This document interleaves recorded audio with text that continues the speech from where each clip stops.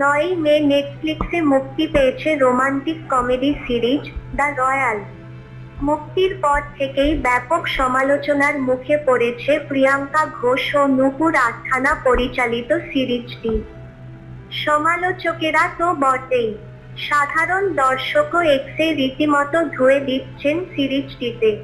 বেশিরভাগই বলছেন, এত খরচ করে এমন সিরিজ নির্মাণ একেবারেই অর্থহীন। এটির না আছে কোনো শিল্পমান, না আছে কোনো বিনোদন। তবে এসব সমালোচনা ছাপিয়ে আলোচনায় সিরিজের অভিনেত্রী ভূমি পেডনেকর।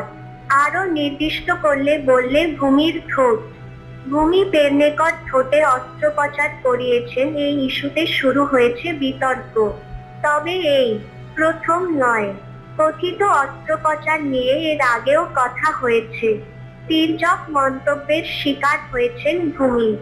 একবার অস্ত্রোপচার বিতর্কে নিজেও মুখ খুলেছিলেন অভিনেত্রী।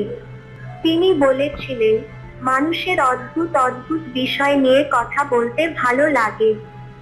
একজন তো আমাকে সরাসরি বলেছিলেন, তোমার ঠোঁট খুব বড়, কিন্তু এতে সমস্যা কবে থেকে তৈরি হলো? এমন বড় ঠোঁট পাওয়ার জন্যই তো মানুষ লাখ লাখ টাকা খরচ করে। দ্য রয়্যাল সিরিজে ঈশানের বিপরীতে অভিনয় করেছেন ভূমি। এই প্রথমবার জুটি বাঁধলেন তারা। তাই প্রথম থেকেই তাদের রসায়ন নিয়ে কৌতূহল তৈরি হয়েছিল দর্শকদের মধ্যে।